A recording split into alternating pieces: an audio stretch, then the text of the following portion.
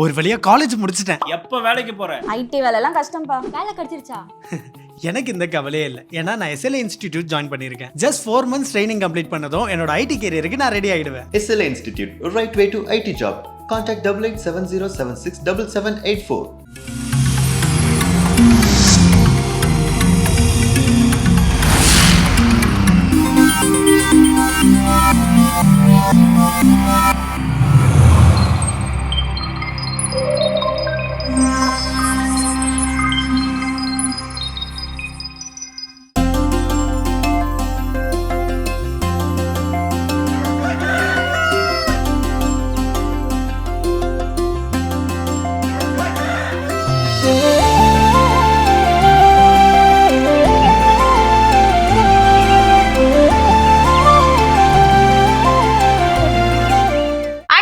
அனைவருக்கும் இனிய காலை வணக்கம். எங்களோட இணைந்து நீங்கள் பார்க்கவிருப்பது மாதா தொலைக்காட்சியின் கடவுள் வணக்கம். வணக்கம் ஜோஸ். வணக்கம் மேம், எப்படி இருக்கீங்க? நல்லா இருக்கேன், நீங்க எப்படி இருக்கீங்க? ரொம்ப ரொம்ப ரொம்ப ரொம்ப சிறப்பா மகிழ்ச்சியா இருக்கிறேன். சிறப்பான நாள் இன்னைக்கு தொடங்கி இருக்குது. இன்னைக்கும் ஒரு கேள்வியோட, இந்த கேள்விக்கான பதில் நிச்சயமா உங்களுக்கு தெரிஞ்சிருக்கும்னு நான் நம்புறேன். கொஞ்சம் கஷ்டமான கேள்விதான், யோசித்து டைம் எடுத்து நீங்க என்ன பண்ணலாம்னா பதில் சொல்ல ஒன்றும் பிரச்சனை இல்லை. கேள்வி டஃபா இருந்துச்சுன்னா சொல்லுங்க, அப்புறம் ஃப்ரீ. முதல் கேள்வி கேளுங்க, டஃபா இல்லைன்னு நான் சொல்றேன். இதுக்குடா இவ்வளவு பில்டப் பண்றேன்? அப்புறம் ஏதோ மொக்கையா ஒரு கேள்வி கேட்பீங்க. காஃபி டீ போட தெரியுமா? அதெல்லாம் நல்லா தெரியும், அதுக்கெல்லாம் ரொம்ப அடிக்ட். அது இல்லாம நான் இருந்ததே கிடையாது.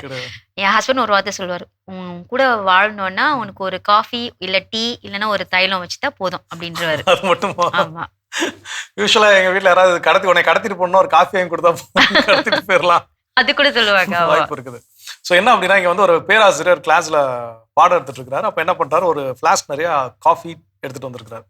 அப்போ ஒரு கப் அண்ட் சாசர் வச்சு அந்த கப் அண்ட் சாசர்ல என்ன பண்றாரு, காஃபியை ஃபில் பண்றாரு. அப்ப என்ன நடக்கும், காஃபி அந்த ஃபிளாஸ்க்ல இருந்து என்ன கப்புக்கு மாறும். கப்பு கொஞ்சம் கொஞ்சமா நிறைஞ்சுக்கிட்டே என்ன பண்ணுவார். அப்போ ஒரு கட்டத்துல என்ன பண்ணணும், ஊத்துறத நிறுத்தணும். அவர் என்ன பண்ணல, நிறுத்தல, கண்டினியூஸா என்ன பண்ணிட்டே இருக்கிறார், ஊத்திக்கிட்டே இருக்கிறார்.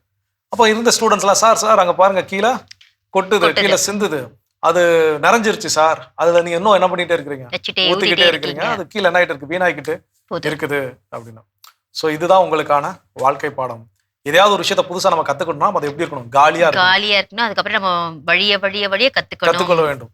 சோ நம்ம பல நேரங்கள் எனக்கு எல்லாம் தெரியும் நினைச்சு நாம ஒரு நிரம்பிய கோப்பை போல இருக்கின்ற பொழுது அதுக்கு மேல இன்னும் யாராவது சில இன்ஃபர்மேஷன்ஸ் கொடுத்தாலோ புது விஷயம் கற்றுக் கொடுத்தாலோ முடியாது, அது நம்மளால கற்றுக்கொள்ளவே முடியாது. அதனால நம்ம எப்போதும் ஒரு விஷயத்தை கற்றுக்கொள்ள விரும்புறோம் அப்படின்னா பணிவோடு ஒரு காலியான கோப்பை போல நம்ம என்ன பண்ணணும், இருக்க வேண்டும். சூப்பர். இந்த சிந்தனையோட நாளை தொடங்கலாம்.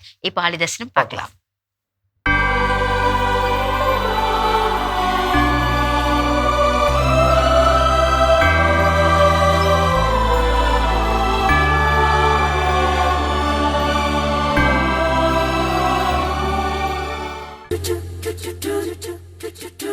உறவு மலரும் புனித இடம் ஆலயம், உள்ளம் ஒன்று சேரும் இடம் ஆலயம். உறவு மலரும் புனித இடம் ஆலயம், உள்ளம் ஒன்று சேரும் இடம் ஆலயம். உணர்வு பெருகிட உயர்வு அடைந்திட உண்மை வழி செல்லும் வாழ்வும் ஆலயம்.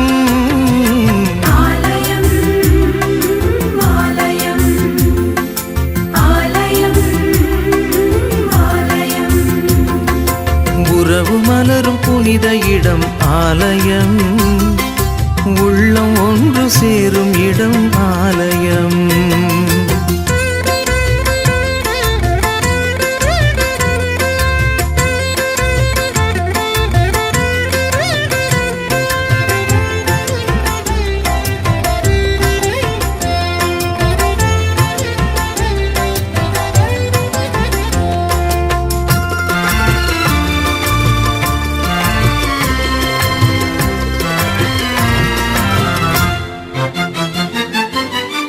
இயற்கை காத்திடும் மாந்தர் வாழிடம்,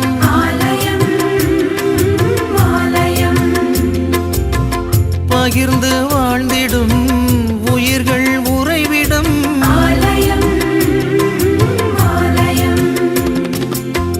மனிதத்தை உயிரென மதித்திடும் உள்ளங்கள் மானுடர் வாழ்வுக்காய் தனை தரும் நெஞ்சங்கள், நம்பிக்கை செய்தி சொல்லும் நண்பர்கள், உண்மைக்காய் உயிரை இழக்கும் ஜீவன்கள், எல்லோரும் இறைவன் உறையும் ஆலயம், எல்லோரும் இறைவன் உறையும் ஆலயம், உறவு மலரும் புனித இடம் ஆலயம், உள்ளம் ஒன்று சேரும் இடம் ஆலயம். சிறப்பான ஆலய தரிசனம் பார்த்தாச்சு. இன்றைய நாள சிறப்பா நம்ம ஸ்டார்ட் பண்ணிட்டோம். கண்டிப்பா. கதையில கேட்ட மாதிரி தான் நம்ம வந்து காலியான ஒரு கோப்பையா நம்ம இருக்க கற்றுக்கொள்ள வேண்டும் அப்படின்னு சொல்லிட்டு பார்த்தோம். இன்னைக்கு டாபிக் எப்படிப்பட்டதா இருக்க போகுது? ஸோ இன்னைக்கான சிந்தனை என்ன அப்படின்னு பார்த்தீங்கன்னா, நம்ம லைஃப்ல சில விஷயங்கள் நம்ம கிரியேட் பண்ணி வச்சிருப்போம் நம்மளுடைய வசதிக்காக. ஆமா. இப்போ ஃபார் எக்ஸாம்பிள் அலாரம் வந்து என்ன பண்ணுவோம், டெய்லி அலாரம் வைக்கணும்னு கஷ்டப்பட்டு என்ன பண்ணிடுவோம், வச்சிருவோம். திங்கள் டு சனி ஆமா, அப்படியே வச்சிரும், செட் பண்ணி வச்சிரும், அது பட்டன் அடிக்கும். எல்லா நாட்களும் அடிக்கும். சில ஞாயிற்றுக்கிழமை விட்டு என்ன பண்ணுவோம், அதுவும் அடிக்கும். ஏன் அப்படின்னா டெய்லி வைக்க வேண்டாம், ஒரு தடவை வச்சா எல்லா நாளும் எனக்கு ரிப்பீட் ஆகிக்கிட்டே இருக்கும். இது போல நம்மளுடைய வசதி வாய்ப்புகளுக்காக நிறைய விஷயத்தை நம்ம என்ன பண்றோம், கம்ஃபர்டபுளா என்ன பண்ணிட்டே வரும், மாத்திட்டே இருக்கும். ஸோ அப்படி நம்முடைய கன்வீனியன்ஸ்க்காக, நம்முடைய வசதிக்காக நம்ம மாற்றிய சில விஷயங்கள் நமக்கு சில பிரச்சனைகளை என்ன பண்ணுது, கொடுக்குது. அது என்ன அதைத்தான் எனக்கு என்ன பண்ண போறோம். இப்போ முதல் விஷயம், எனக்கு ஃபுட்டோ இல்ல கிராசரி ஐட்டமோ எதுவோ ஆர்டர் பண்ணா இன்ஸ்டன்டா என்ன ஆயிருது, எல்லாம் வந்துருது, வீட்டுக்கு வந்துருது. இன்ஸ்டன்டா எல்லாமே உடனே என்ன பண்ணுது, நடக்குது. சோ இந்த மாதிரியான ஒரு ஃபாஸ்ட் வேர்ல்டுல பழகிட்டு நமக்கு பொறுமையாக இருக்க வேண்டும் அப்படிங்கிற ஒரு விஷயத்த மறந்துட்டோம். நம்ம கண்டிப்பா நம்மளால எந்த ஒரு விஷயத்துல என்ன பண்றது இல்ல, பொறுமையாக இருக்க முடியறது இல்ல. ஒரு டிராபிக் சிக்னல் போனா கூட அது 30 செகண்ட் எப்பண்டா வரும் அப்படின்னு என்ன பண்றோம், பரவாயில்ல ஆரம்பிச்சுட்டே இருக்கிறது. அதுவும் கிரீன் விழுந்திருக்கும், நமக்கு முன்னாடி ஒரு 30 வண்டி நிக்கும், அதுக்குள்ள அவ்வளவு அவசரப்படுவாங்க. ஏன் அப்படின்னா எல்லாருமே இன்ஸ்டன்டா உடனே எல்லாம் நடக்கணும், உடனே எல்லாம் எனக்கு கிடைக்கணும், உடனே எனக்கு வெற்றி வேணும், உடனே நான் எல்லாத்தையும் கத்துக்கணும் இப்படின்னு எல்லாம் போறதுனால நாம என்ன பிரச்சனையை கிரியேட் பண்ணிட்டோம்னா, நமக்கு பொறுமையாக இருக்கக்கூடிய அந்த ஒரு பண்பை மறந்து நமக்கான பிரச்சனை நம்ம என்ன பண்ணிக்கிட்டோம், கிரியேட் பண்ணிக்கிட்டோம். சோ பொறுமையா இருக்க கற்றுக்கொள்ள வேண்டும். தொடர்ந்து பேசலாம். இப்ப அடுத்த பகுதியை பார்க்கலாம்.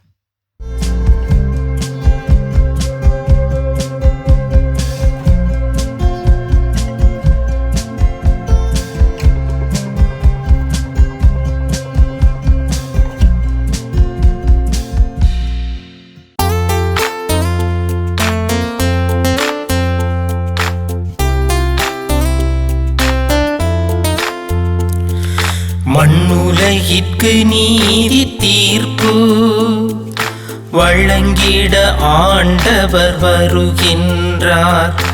மண்ணுலகிற்கு நீதி தீர்ப்பு வழங்கிட ஆண்டவர் வருகின்றார்.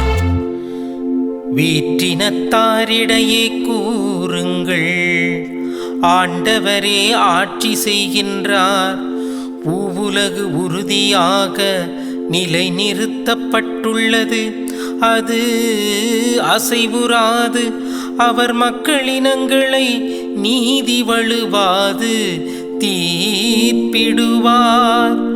விண்ணுலகம் மகிழ்வதாக, மண்ணுலகம் களி கூர்வதாக, கடலும் அதில் நிறைந்துள்ளனவும் முழங்கட்டும்.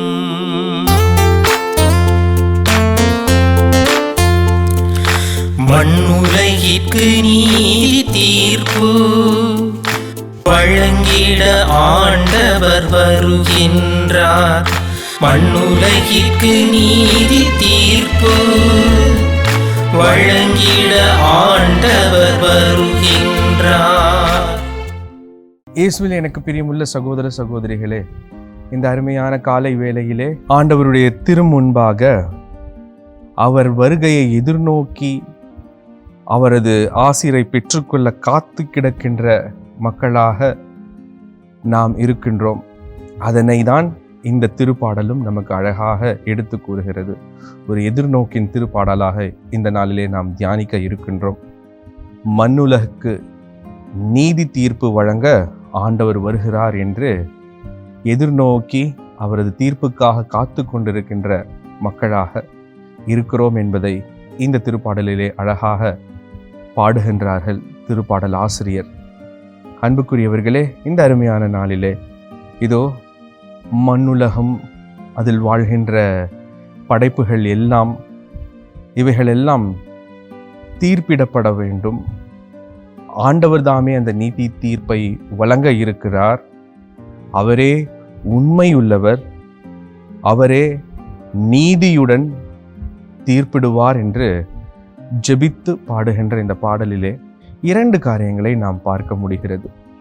என்ன என்றால், மத்தேயு நற்செய்தி 16வது அதிகாரம் 15வது இறை வார்த்தையில் நாம் வாசிக்கின்றோம், ஆண்டவர் இயேசு என்னை யார் என்று மக்கள் கூறுகிறார்கள் என்று சீடர்களிடத்திலே கேட்கின்றார்.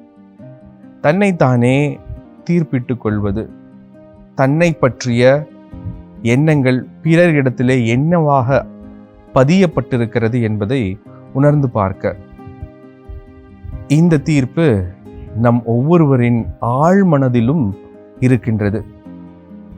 என்னை யாராவது நன்றாக நீங்கள் செய்கிறீர்கள், நன்றாக நீங்கள் பாடுகிறீர்கள், நன்றாக நீங்கள் ஒவ்வொரு நிகழ்விலும் நடந்து கொள்கிறீர்கள் என்று பாராட்ட மாட்டார்களா என்று ஒரு எதிர்நோக்கை, ஒரு ஏக்கத்தை எல்லோருமே காண்பிப்பார்கள்.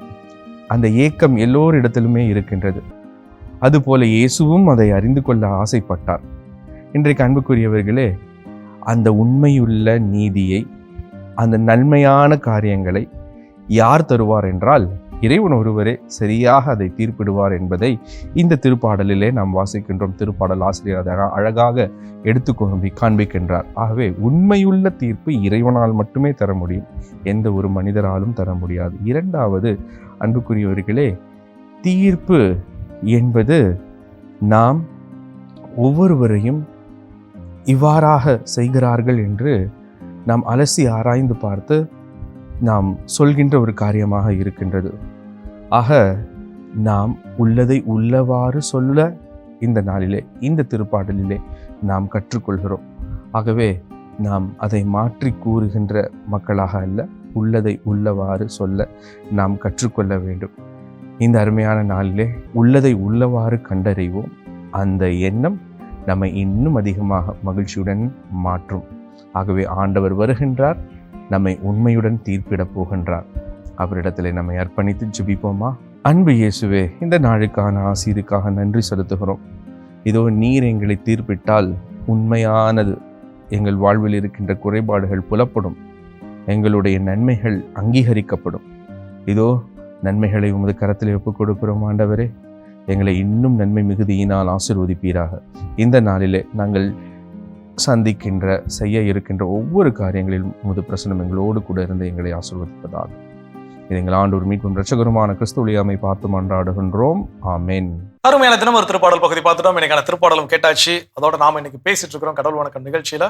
நம்முடைய வசதிக்காக உருவாக்கின சில விஷயங்கள் நமக்கு பிரச்சனையை உண்டு பண்ணுது அப்படிங்கிறத காட்டிலும் நம்ம இன்னும் அதை எப்படி நல்ல சென்டென்ஸ் மேக்கிங்ல சொல்லலாம்னா, நம்ம வசதிக்காக உருவாக்கின விஷயங்கள் சில நல்ல விஷயங்கள் நமக்கு மறக்க செஞ்சிருச்சு. ஆமா. அது என்ன அப்படின்னு பேசிட்டு இருக்கோம். அதுல அடுத்ததா என்ன சொல்றாங்க? அடுத்ததா என்ன நம்ம பண்ணிக்கிறோம்னு பார்த்தோம்னா, இப்போ என்னுடைய உடல் நலன்ல நான் வந்து அக்கறை காட்டணும்னு நினைப்போம். எனக்கு வந்து ஏதாவது ஒரு காய்ச்சலோ இல்ல ஒரு தலைவலியோ இல்ல கை கால் வலியோ வந்தா உடனே ஒரு டேப்லெட் எடுத்து போட்டுக்கிட்டு கண்டிப்பா. நான் வந்து தூங்குவேன். ஓகேவா? அப்ப அது தூங்கினா சரியா அது போயிடும். சரியாயிடும். ஆனா அதுக்குன்னு சில ப்ரிப்பரேஷன்லாம் இருக்கும் இல்லையா? ஒரு கஷாயம் போட்டு குடிக்கலாம், அதுக்குன்னு மெனக்கெடணும் நம்ம. இல்லைன்னா ஒரு ஏதாவது ஒரு டைவர்ட் பண்ணணும் நம்ம மைண்டை. நம்ம கண்டிப்பா. டைவர்ட் பண்ணி ஒரு வேலையை நம்ம செய்யும் போது அந்த தலைவலியோ இல்ல நமக்கு இருக்கிற பெயினோ எல்லாமே ஓடி போயிடும். ஆனா நம்ம எதுவுமே அதை செய்யறதுக்கு யோசிக்கிறதே கிடையாது. கண்டிப்பா. நிறைய டேப்லெட் இல்ல ஒரு டீ குடிப்போம், அந்த டீ வந்து 10 டீ ஆகும். அப்படி போகும்போது என்னன்னா உடல் உடலுக்கு ஆரோக்கியம் ஆரோக்கியமும் கெட்டு கெட்டு போயிடும். இன்னொன்னு சுலபமா நமக்கு எல்லாமே கிடைக்குதுன்றதுனால உடல்ல பாதுகாக்கணும், இந்த எக்ஸசைஸ் பண்ணணும் அப்படின்ற எண்ணம் நமக்கு வராது. இல்லைன்னா வந்து நம்ம போயிட்டு வெளியில போயிட்டு கொஞ்சம் காற்றோட்டமா இருந்துட்டு வருவோம் அப்படின்ற நடக்கணும்ன்ற எண்ணம் வராது. நிச்சயமா. இந்த மாதிரி எல்லாம் வர்றதுனால நமக்கு பெரிய ஆபத்துக்களும் வரும். இருக்குது கண்டிப்பா. ஏன்னா நம்ம இதை எல்லாத்தையும் மறந்துட்டோம். ஆமா. ஆரோக்கியமாக வாழக்கூடிய முறை, காலைல எந்திக்கிறது, வாக்கிங் போறது, எக்ஸசைஸ் பண்றது, மெடிடேஷன் பண்றது. ஏன்னா எனக்கு ஒரு தலைவலியா இல்ல ஆமா. எனக்கு உடம்பு சரியில்லையா, உடனே மெடிசன் போட்டா எனக்கு என்ன ஆயிரும்? சரியாயிரும். அப்படியே பழகிட்டதுனால உடல் ஆரோக்கியத்தை பாதுகாத்துக் கொள்வதற்கு இவ்வளவு வேலைகள் இருக்குது, இதெல்லாம் செய்யலாம் ஆமா. அப்படிங்கிற விஷயத்தை நம்ம என்ன பண்ணிட்டோம்? மறந்துடுவோம். மறந்து போயிட்டோம். சோ மறக்காமல் இருப்போம், கற்றுக்கொள்ளும். இன்னும் வேற என்ன விஷயம் இருக்கு அப்படிங்கறத தொடர்ந்து ஓகே. பேசுவோம்.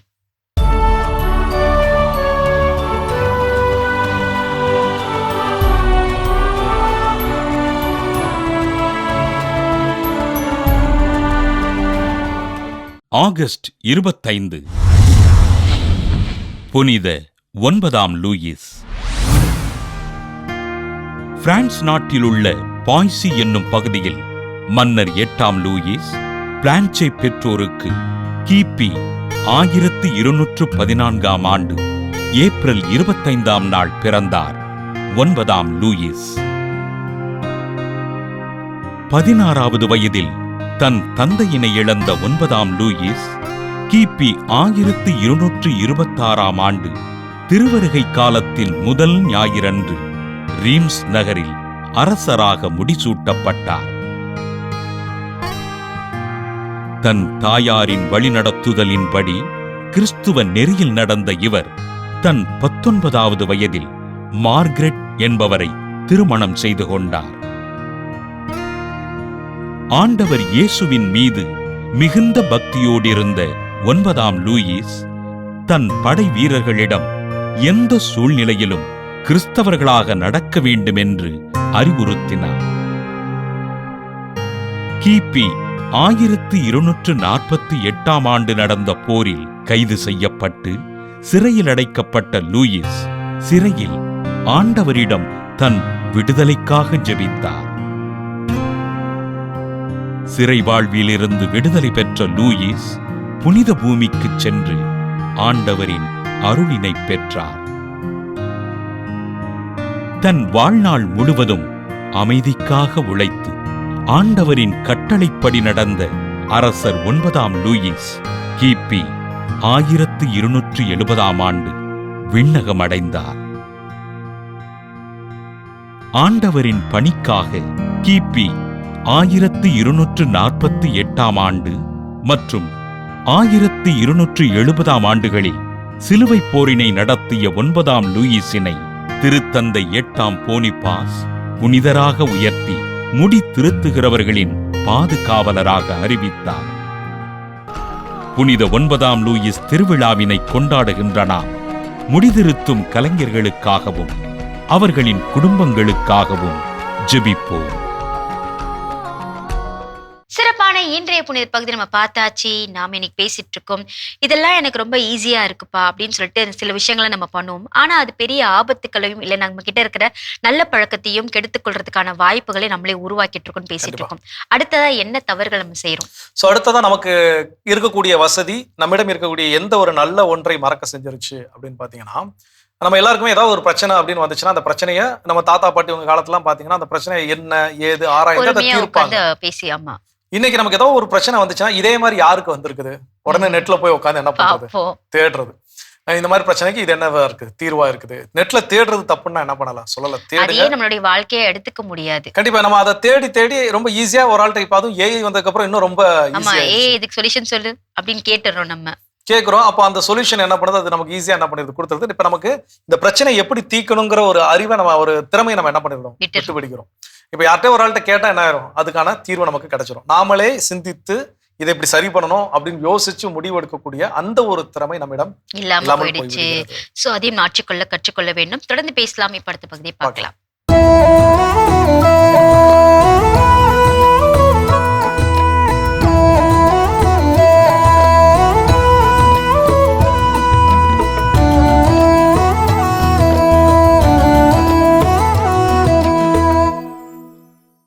இதோ ஜென்சி காக்கா கதைகள். ChatGPTயில் இந்த பூமர் அங்கிள் போட்டு வாங்கியுள்ள 10 மைக்ரோ கதைகள் 2K ஜென்சி கிட்ஸ்களுக்காக 2020 வருஷனாக. என்ன கேட்குறீங்களா? இன்னைக்கு 4 காக்கா கதை. ஜென்சி காக்காவும் செல்ஃபியும். ஒரு காக்காவுக்கு ஒரு வடை கிடைச்சிச்சு. சாப்பிட போட நேரத்தில் ஒரு செல்ஃபி போடலாமே அப்படின்னு வடை வேட்டை அப்படின்னு தலைப்பையும் போட்டு செல்ஃபி எடுக்க நினைச்சது. வடைய கிளையில வச்சு விட்டு கேமராவை பார்த்து அப்படி போஸ்ட் கொடுத்துச்சு பாரு. அதுக்குள்ள இன்னொரு காக்கா வந்து அந்த வடையை தூக்கிட்டு போயிடுச்சு. இந்த கதை கக்குகிற கருத்து என்னவென்றால், வடை திங்கிறதுக்கு முன்னாடி போஸ் கொடுத்துக்கிட்டு இருந்தா சாப்பாடே போயிடும். அப்புறம் வடை போச்சே அப்படின்னு அலறக்கூடாது. ஆசை காக்காவும் இலவச ஆசையும். வாயில வடைய பார்த்துட்டு நரி சொல்லிச்சு, ஏ காக்கா காக்கா, உனக்கு தெரியுமா விஷயம்? ஒரு வடை கொடுத்தா 10 வடை இலவசம். அந்த காட்டு பாப்பாத்தி கோயில தான் அதை தர்றாங்க. வடையை கொடுத்துட்டு நீ இங்கேயே இரு, நான் போய் இந்த வடையை கொடுத்துட்டு 10 வடையை வாங்கிட்டு வந்து தர்றேன். என்ன, ஒரு வடைக்கு 10 வடையா அப்படின்னு வாயை பொளந்துக்கிட்டு யோசிக்காம காக்கா அந்த வடையை கொடுத்துருச்சு. வடையை கவ்விக்கிட்டு போன நரி போயே போச்சு. போன நரி திரும்ப வருமா? அந்த 10 வடை ஒருமிக்க கிடைக்கும் அப்படின்ட்டு அந்த காக்கா அங்கேயே காத்து கிடந்துச்சான். பார்த்தா சொல்லுங்க வடை வராதுன்னு. இந்த கதை கக்குகிற கருத்து என்னவென்றால், உலகத்துல எல்லாமே இலவசம்னு நம்புறவன் தான் அதிகமா விலை கொடுப்பான். ஜென்சி காக்காவும் காணொளி புகழும். வடை கிடைச்சதும் சாப்பிடல அந்த ஜென்சி காக்கா. டிசைனா அதை வாயில கவிக்கிட்டு காணொளி எடுத்து வெளியிட்டுச்சு. இதோ ஒரு வடை சவால், இதை நான் ஒரு வாயால ஒரே அடியா ஒருமிக்க சாப்பிட்டு முழுங்க போறேன் அப்படின்னு வெளியிட்டுருச்சு. அதுக்குள்ள அந்த பக்கமா வந்த ஒரு பூமர் நெறி ஆகா சூப்பர்னு கைதட்ட, அப்படியா அப்படின்ட்டு காக்கா வாய பொழக்க வலிக்கிட்டு வடை கீழே விழுந்துற கவ்விக்கிட்டு போயிருச்சான் பூமர் நெறி. அந்த காணொளிக்கு 5 மில்லியன் பார்வைகளும் வந்துச்சு, 5 மில்லியன் லைக்குகளும் வந்துச்சு. ஆனா ஒரு வடைய விட்ட ஜென்சி காக்காவுக்கு பாவம், பசியோ பசி, அம்புட்டு பசி. இந்த கதை கக்குகிற கருத்து என்னவென்றால், பார்வையாலும் லைக்குகளாலும் வயிறு நிரம்பாது. காக்காவும் போலி செய்தியும். ஒரு பூமர் அங்கிள் நரி தன்னுடைய பேத்தி நரியோட இன்ஸ்டா மூலமா ஒரு போலி செய்தியை பரப்பி விட்டுருச்சு. இப்படியே இன்னைக்கு சுடப்போற வடை ஊரா விஷமான எண்ணெயிலே செய்யப்பட்டது, அதனால எல்லா வடையிலையும் விஷம். இது தெரியாம சாப்பிட்றவங்க எல்லாம் ரத்தம் கக்கி கக்கி தான் சாவாங்க. சாப்பிட்ட 5 செகண்ட்ல இந்த இன்ஸ்டா செய்தியை பார்த்துவிட்டு பயந்து போன ஜென்சி காக்காக்கள் எல்லாம் அங்கனுக்குங்கின வடையை போட்டுட்டு பறந்துருச்சுங்க. போட்ட வடையெல்லாம் ஒன்னொன்னா பார்த்து எடுத்து பூமர் நதி நிம்மதியா சாப்பிட்டுச்சான். எப்படி கதை? இந்த கதை கக்குகிற கருத்து என்னவென்றால், கெட்டதெல்லாம் உண்மைன்னு நினைக்கிறவன் நம்புறவன் தன்னோட வாழ்க்கைங்கிற வடைய இழந்து நிற்பான். வடை போனதற்கு காரணம் நரி அல்ல, நான் தான் முக்கியம் என்று நினைத்த அந்த காக்கா தான். காக்காவோட பிரச்சனை பசி இல்ல, பவுசு. நரிக்கு வடை வேணும், நமக்கு பவுசு வேணும். ஏமாறுறது யாரு? காக்கா வடையை இழந்தது வாயை திறந்ததால அல்ல, திமிரை திறந்ததால. புகழ்ச்சியை கேட்டு ஆடினாலும் ஆபத்து, இகழ்ச்சியை கேட்டு நடுங்கினாலும் ஆபத்து. காக்கா இல்லாத இயற்கை இல்லை, வடையை விரும்பாத தலைமுறையும் இல்லை, காக்கா வடை கதை இல்லாத இடமும் இல்லை. என்ன நான் சொல்றது?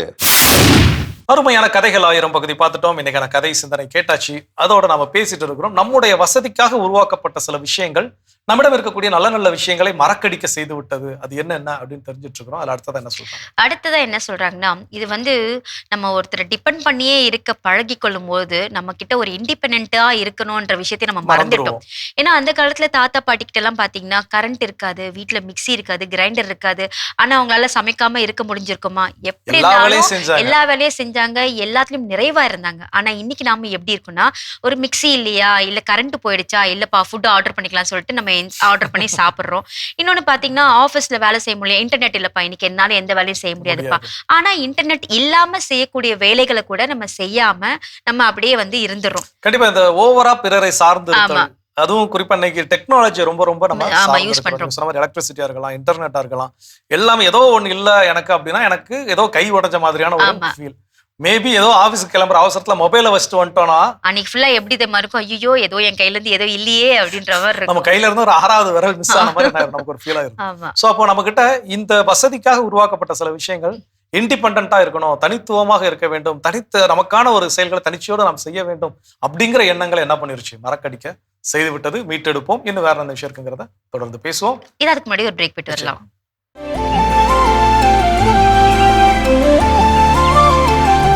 நிகழ்ச்சிக்குள் உங்களை மீண்டும் வரவேற்கிறோம். நீங்கள் பார்த்து கொண்டே இருப்பது மாதா தொலைக்காட்சியின் கடவுள் வணக்கம். நாம இன்னைக்கு பேசிட்டு இருக்கோம் இல்லையா, நமக்கு எதெல்லாம் ஈஸியா இருக்குன்னு சொல்லிட்டு நம்ம உருவாக்கணுமோ அதெல்லாம் நம்ம கிட்ட இருக்கிற நல்ல விஷயத்தெல்லாம் கிடைக்கிற மாதிரி நாம உருவாக்கிட்டு இருக்கோம் அப்படின்னு சொல்லிட்டு அடுத்ததா என்ன மாற்றத்தை நம்ம கிட்ட கொடுக்குது. சோ அடுத்ததா என்ன அப்படின்னா, ஒரு ஈஸியா ஒரு என்டர்டெயின் பண்ணணும் நம்மள அப்படிங்கறதுக்காக இன்னைக்கு இந்த ஷார்ட் வீடியோஸ், ரீல்ஸ், ஷார்ட்ஸ் இதெல்லாம் என்ன பண்ணோம்னா ஆரம்பிச்சோம். ஒரு 30 செகண்ட் இல்ல ஒரு நிமிஷத்துக்குள்ள ஒரு நல்ல ஒரு கருத்தை நம்ம தெரிஞ்சுக்கணும், ஒரு ரெஃப்ரெஷ்மெண்டா இருக்கணும்னு சொல்லி. இப்போ இது அதிகப்படியான யூசேஜ் நம்ம பண்ண ஆரம்பிச்சதுனால இப்போ நமக்கு என்ன ஆயிடுச்சுன்னா எதையும் ஒரு 30 செகண்டுக்கு மேல 40 செகண்ட் மேல ஒரு எதை ஃபோக்கஸ் பண்ணக்கூடிய விஷயத்தை என்ன பண்ணிட்டோம், மறந்து போயிட்டோம். நம்மளால அதுக்கு மேல ஒரு கவனத்தை குவித்து கவனத்தோடு ஒரு விஷயத்துல செயல்பட முடியுதான்னு கேட்டா செயல்பட முடியல. ஒரு திரைப்படம் பார்க்குறோம், ஓடிடியில இந்த திரைப்படம் பார்க்குறப்ப ஆகா நம்ம ஏற்கனவே பார்த்த படங்களா இருந்தாலும் கூட அதெல்லாம் பார்த்து ரசிச்சு அப்படிங்கிற விஷயத்துக்குல இன்னைக்கு நிறைய காட்சியெல்லாம் பார்த்துட்டோம்ல, ஓட விடு, பாட்டு வந்துருச்சா ஓட விடு, இது வந்துருச்சா ஃபைட்டா ஓட விடு. அப்ப என்னதான் நம்ம பாக்குறோம் அங்க? ஒரு படம் பார்க்கல ஃபைட்ட என் ஒய்ஃபுக்கு ஃபைட் பிடிக்காது, ஃபைட் ஓட விட்டுருவாங்க. பாட்டு எனக்கு பிடிக்காது, பாட்டை ஓட விட்டுரு. இந்த சீன் ஆல்ரெடி பார்த்தாச்சு, பிள்ளைங்க சொல்லும், ஓகே அதையும் ஓட விட்டுரு. அப்ப நம்ம ஒண்ணும் பார்க்க மாட்டோம். அப்ப 3 மணி நேரம் படத்தெல்லாம் பாத்தீங்கன்னா ஒரு 10-15 நிமிஷத்துல என்ன பண்ணிடுவோம், பார்த்து முடிச்சிருவோம். அப்ப என்னதான் நம்ம பாக்குறோம்? அப்ப நமக்கு அந்த கவனத்தோடு செயல்படக்கூடிய அந்த கவன குவிப்புங்கிறத என்ன பண்ணிட்டோம், மறந்து போயிட்டோம். கண்டிப்பா. சோ கற்றுக்கொள்வோம், திருத்திக் கொள்வோம். இப்ப அடுத்த பகுதியை பார்க்கலாம்.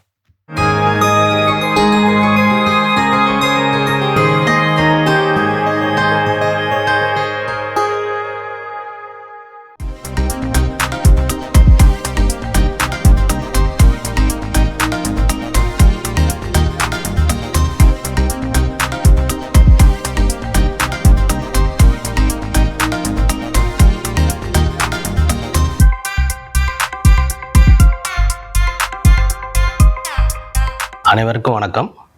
என் பெயர் டாக்டர் முத்துராஜன். நான் மெரிடியன் ஹாஸ்பிட்டலில் தீவிர சிகிச்சை துறையின் தலைவராக இருக்கிறேன். I am head of critical care in Meridian hospital.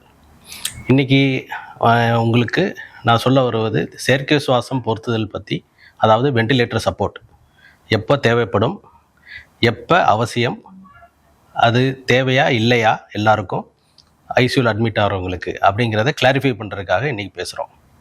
யூஸ்வலாக நம்ம லங்ஸ் எப்போ மோசமாகும் அப்படின்னா, மோஸ்ட் காமன் காஸ் வந்து, அதாவது முக்கியமான ரீசன்ஸில் முக்கியமானது என்னென்னா இன்ஃபெக்ஷன். இதை வந்து ஒரு சாதாரண இன்ஃபெக்ஷன்லேருந்து நிமோனியா வரைக்கும் நம்ம சொல்லுவோம். இதில் சிவியர் நிமோனியான் இருக்குது, மைல்டு, மாட்ரேட், சிவியர்னு அது பிரிவுபடுத்துவோம்.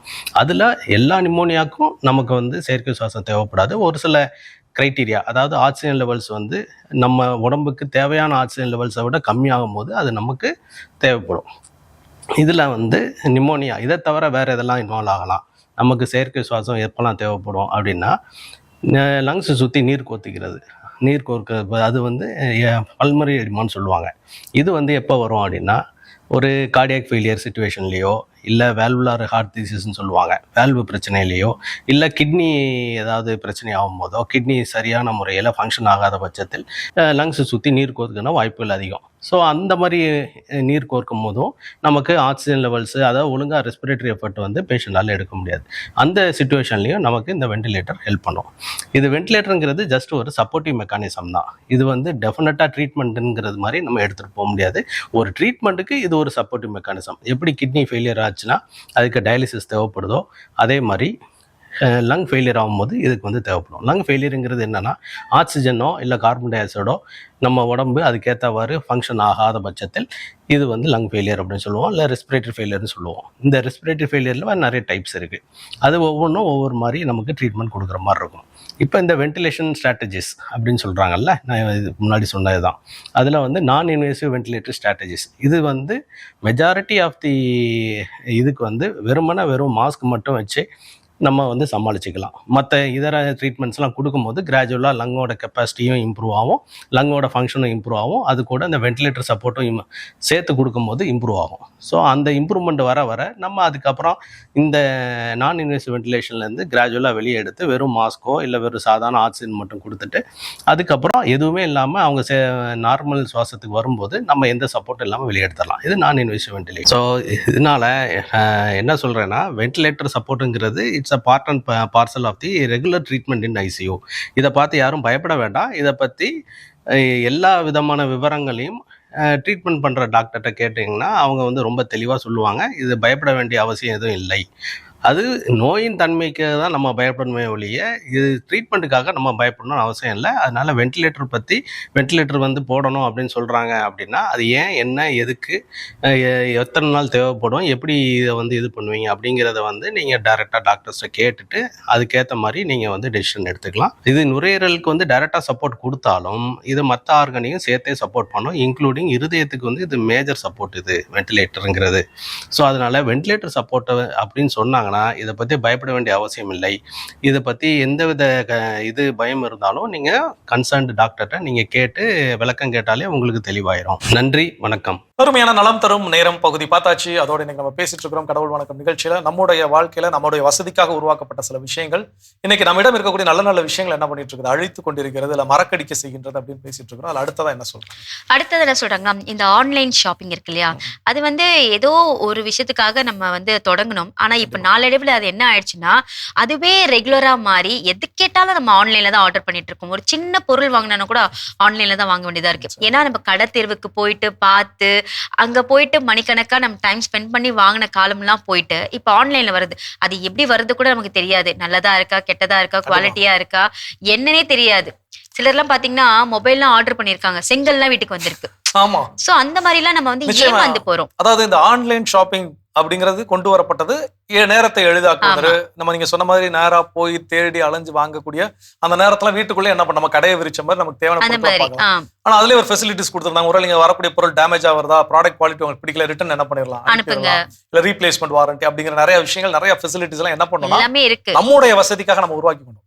இன்னைக்கு சில நேரங்கள்ல நான் ஒரு ஆர்டர் பண்ணி பொருள் வாங்குறேன், நீங்க சொன்ன மாதிரி எனக்கு வந்து போன் ஆர்டர் பண்ண செங்கல் வந்துருச்சு, இல்ல உடஞ்சி வந்திருக்குது, டேமேஜ் வந்திருக்குன்னா நான் ரிட்டர்ன் போடுறதோ ரீப்ளேஸ் பண்றதோ எப்படின்னு பலருக்கு என்ன பண்றது தெரியல. அப்ப அந்த பணம் என்னது வேஸ்ட் ஆகும். அது மட்டும் இல்ல, முன்னாடியே பணம் கட்டுங்க நாங்க அனுப்புறோம்ன்றாங்க, ஆனா அந்த பணமும் கட்டிட்ட பிறகு வர்றது கிடையாது. அப்ப அதை கஸ்டமர் கிட்ட போன் பண்ணி ஏன் வரல என்னன்னு கேட்க தெரியணும். நம்ம தெரியாம அதை அப்படியே விட்டுட்டோம், அந்த பணமும் வீணாகின்றது.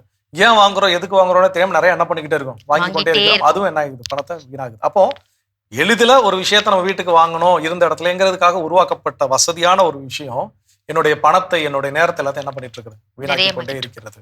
திருத்திக் கொள்வோம். இன்னும் வேற என்ன விஷயம் இருக்குங்கிறத தொடர்ந்து பேசுவோம்.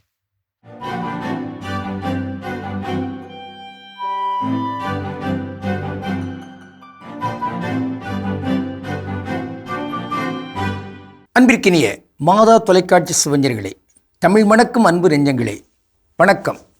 திரிகடகத்தில் இணைந்திருக்கும் உங்கள் ஒவ்வொருவருக்கும் நன்றியின் வாழ்த்துகள். இன்று நாம் பார்க்கவிருக்கின்ற திரிகடகம் எண் 65. அதில் இரண்டாம் கருத்தினை இன்று நாம் பார்க்கவிருக்கின்றோம். மிக்க வருத்தம் தருவன அச்சம் அலைகடலின் தோன்றலும் ஆர்வுற்ற விட்டகலகில்லாத வேட்கையும் கட்டிய மெய்நிலை காணா வெகுளியும் இம்மூன்றும் தம் நெய்யில் தாம் பொரியுமாறு. திரிகடகம் 65. இரண்டாம் கருத்து, நுகர்ந்ததை தான் விட்டு விலக முடியாத அந்த ஒரு வெறித்தனம். பூனை, ருசி கண்ட பூனை சும்மா விடுமா, விடாது என்று சொல்வது போன்று அப்படிப்பட்ட அந்த பூனையிடம் பாலுக்கு காவலாக இருக்க வைக்க முடியாது. பாலுக்கு பூனை காவலோ இல்லை. ஆக இந்த வேட்கை, இந்த ஆசை, அது தவறான ஒரு ஆசையாக இருந்துவிட்டால் அவ்வளவுதான். அது மிகப்பெரிய கேட்டை, மிகப்பெரிய துன்பத்தை, நீங்கா துயரை அது தரும் என்பதுதான் இந்த இரண்டாம் செய்தியாக இங்கு அமைகிறது. வள்ளுவர் இவ்வாறு இந்த குறளை பதிவு செய்கிறார். அவா என்ப எல்லா உயிர்க்கும் எஞ்ஞான்றும் தவா பிறப்பீனும் வித்து. எல்லா உயிர்களுக்குமே இங்கு மறுக்கப்பட முடியாத துன்பத்தை அது தரும். எந்த பொழுதிலும் இந்த அவா, இந்த ஆசை, இந்த பேராசை, இந்த ஒரு தவறான வேட்கை வெறி, அது தீராத துன்பத்தை தரும், எல்லா உயிர்களுக்குமே தரும். எனவே அந்த ஆசை கூட, அதனால் தான் இயற்கையிலேயே ஒரு அரிமா, ஒரு சிங்கம் அங்கு வேட்டையாடுகிறது. அது அங்கு மான்கள் பல இருக்கின்றன. அங்கே ஒரு மானை இறுதியில் அது குறி வைக்கிறது. அந்த மானை விரட்டி பிடிக்கிறது, அது சாப்பிடுகிறது. அந்த நேரத்தில் மற்ற மான்கள் எல்லாம் அந்த சிங்கத்துக்கு அருகே நின்று கூட மேயலாம். ஏனென்றால் அந்த சிங்கம் அந்த ஒரு மானை விட்டுவிட்டு இனி அடுத்த மான்களெல்லாம் தேடி போகாது. அதுதான் இயற்கை. ஆனால் மாந்தர்கள், அவர்கள் ஆசை வெறி கொண்டு என்னவெல்லாம் செய்கிறார்கள். இது மாற வேண்டும். பசிக்காக அந்த உணவை தேடுகிறது சிங்கம், புலி. ஆனால் மாந்தர்கள் அப்படி அல்ல, ஆசை மிகுதியினால். ஆக ஆசை கொண்டிருக்கிற எந்த உயிர் என்றாலும் சரி, சிறப்பாக மனித உயிர்கள், அவர்கள் துன்பம் அடைவார்கள். தான் ஒரு பாடல் அந்த காலத்தில் வந்தது. இன்பம் எங்கே, இன்பம் எங்கே என்று தேடு, அது எங்கிருந்த போதும் அதை நாடி ஓடு என்பதாக இருக்கும். இங்கு இந்த இன்பம் என்பது கேளிக்கை இன்பமாக, சிற்றின்பமாக, தவறான இன்பமாக, தன்னல இன்பமாக அமைந்தால் அதை தேடி ஓடுதல் என்பது முறையற்றது. ஆனால் வள்ளுவர் கூறுகிற அந்த நெறிப்படி அறத்தோடு பொருளீட்டி இன்பமாய் வாழ்தல். இங்கு உழைத்து வாழ வேண்டும், அறத்தோடு உழைத்து வாழ வேண்டும், அதில் கிடைக்கின்ற இன்பம் கொண்டு வாழ வேண்டும், அந்த இன்பத்தை எல்லாரோடும் பகிர்ந்து கொள்ள வேண்டும் என்கின்ற அந்த இன்பத்தை நாம் தேட வேண்டும். ஆனால் தவறான ஆசை வேட்கை கொண்ட அந்த இன்பத்திற்குள் நுழைந்து விடக்கூடாது என்பது இன்றைய இந்த செய்யுள் நமக்கு தருகின்ற ஒரு வலியுறுத்தலாக இருக்கிறது.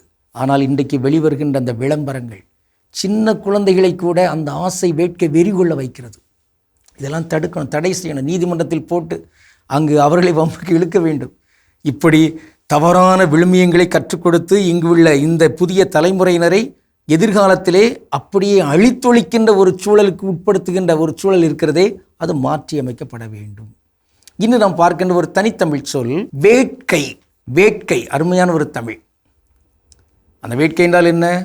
ஆர்வம், விருப்பம் என்பதாக பொருள். நீதியின் பால் வேட்கை கொண்டோர் பேறு பெற்றோர் என்று சொல்லப்பட்டிருக்கிறதே அந்த வேட்கை. ஆக இங்கு நாம் வேட்கை கொள்வோம். அந்த வேட்கையினால் இங்கு இறையாட்சி தன்மை பெருக வேண்டும். டாஸ்மாக் கடையில் விற்கப்படுகிற எரி நராக்கள், சாராயங்கள், அவற்றின் மீது வேட்கை கொள்ளுதல் அல்ல. இங்கு தகாத உறவுத்தன்மையில் தவறான முறையில் ஆண் பெண் ஒருவர் மீது வேட்கை கொள்ளுதல் என்பதல்ல.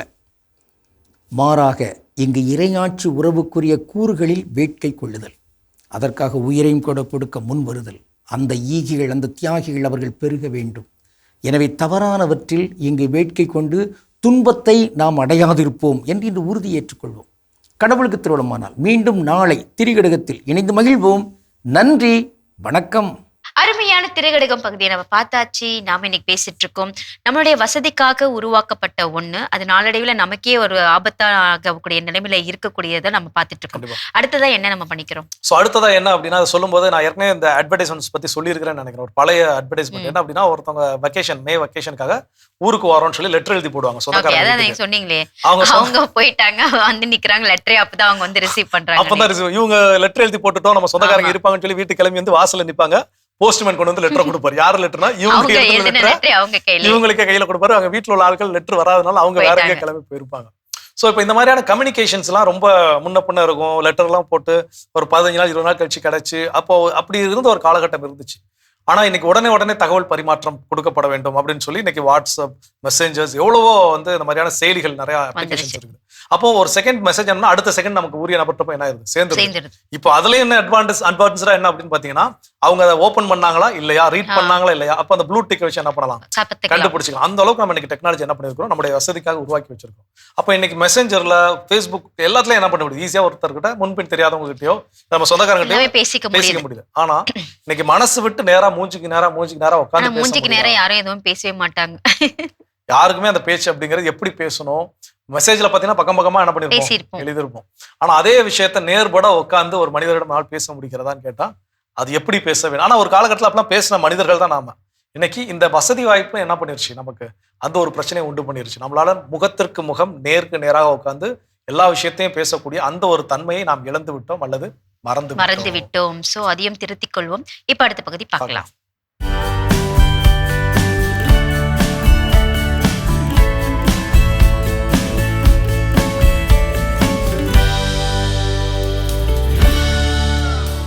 சமூக வலைத்தளங்களில் நீங்கள் செய்யும் ஒவ்வொரு செயலுக்கும் புள்ளிகள் வழங்கப்பட்டால் எப்படி இருக்கும்? இன்றைய இளம் தலைமுறையினர், அதாவது ஜென் ஜி என்பவர்கள் தங்களின் உண்மையான ஆளுமையை விடுத்து இணையத்தில் தற்காலிக கெத்து மற்றும் போலி மதிப்பை தேடி ஓடுவது ஏன்? உலகையே ஆக்கிரமித்து வரும் இந்த மதிப்பு வளர்ப்பு, அதாவது ஆரா ஃபார்மிங் என்ற புதிய வலைத்தள பழக்கம் பற்றி நீங்கள் அறிந்ததுண்டா? பிறரின் பாராட்டுக்கு அடிமையாகி இளையோர் தங்களின் சுய அடையாளத்தை இழந்து வருகிறார்களா?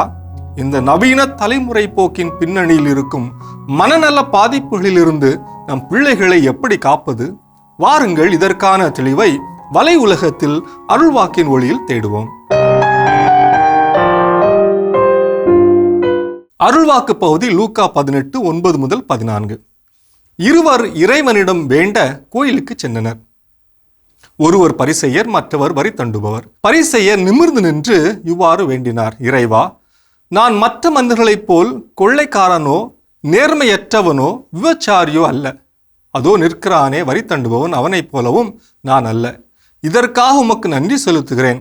வாரத்தில் 2 முறை நோன்பு இருக்கிறேன். என் வருவாயில் எல்லாம் 10 பங்கை கொடுக்கிறேன். ஆனால் வரி தண்டுபவர் தொலையில் நின்று வானத்தை அண்ணாந்து பார்க்கும் துணியாமல் தன் மார்பில் அடித்து கொண்டு, இறைவா, பாவியாக என் மீது இரக்கமாயிரும் என்றார். பரிசேயரை விட இந்த வரி தண்டுபவரே கடவுளுக்கு ஏற்புடையவராகி தம் வீடு திரும்பினார் என நான் உங்களுக்கு சொல்கிறேன். ஏனெனில் தம்மை உயர்த்துகிறவர் எவரும் தாழ்த்த பெறுவர், தம்மை தாழ்த்துகிறவர் எவரும் உயர்த்த பெறுவர். இன்றைய டிஜிட்டல் உலகிலும் அந்த பரிசேயரை போல போலியான அல்லது செயற்கையான வார்த்தையை அல்லது வாழ்க்கை முறையை தேடி நம் நவீன தலைமுறையினர் போகின்றனர் என்பதில் மாற்று கருத்தில்லை. பொதுவான ஆன்மீக அர்த்தத்தில் ஆரா என்பது ஒரு மனிதரை சுற்றியிருக்கும் காந்த புலம் அல்லது ஒளிவட்டத்தை குறிக்கும். விளையாட்டுகளில் ஃபார்மிங் என்பது புள்ளிகளையோ அல்லது பாயிண்ட்ஸ் அல்லது பொருட்களையோ தொடர்ந்து சேகரிப்பதை அதிகரிப்பதை குறிக்கும். அதே போல சமூக வலைத்தளங்களில் தங்களின் மதிப்பையும் போலி கெத்தையும் செயற்கையாக அல்லது திட்டமிட்டு வளர்த்து கொள்வதையே ஆரா ஃபார்மிங் என்கிறார்கள்.